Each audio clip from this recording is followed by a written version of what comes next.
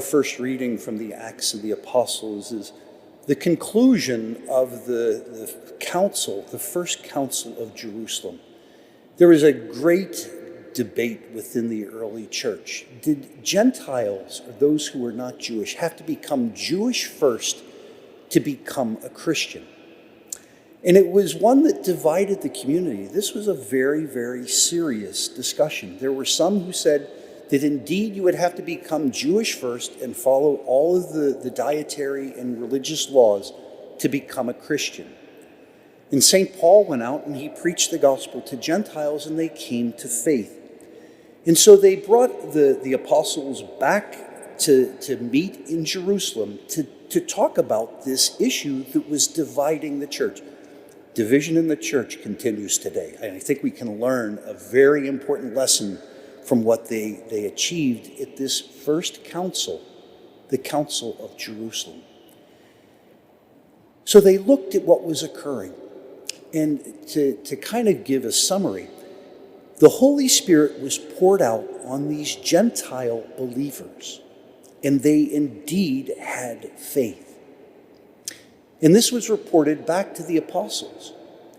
And so their conclusion was, you do not have to be circumcised. You don't have to follow the Jewish dietary law, but there were going to be some restrictions.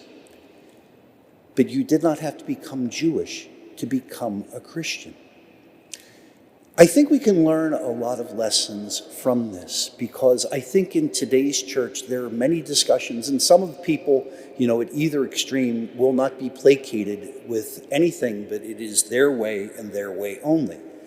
But what the apostles did was they looked for the presence of the Holy Spirit, and where the presence of the Holy Spirit was, indeed, that was going to be the defining element.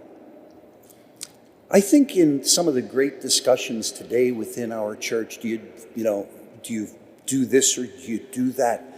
It really comes down to a matter of taste and personal preference for some people.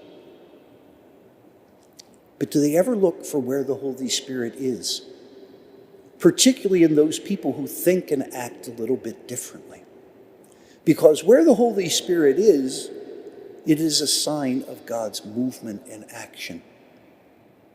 I think we can take some of the heat out of the discussions if we indeed focus on where the Spirit is, because the Spirit is active and moving in our church in all ages and in all cultures and in all different forms.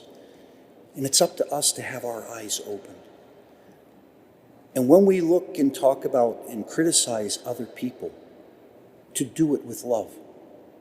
Jesus criticized his own people, but he did so with love.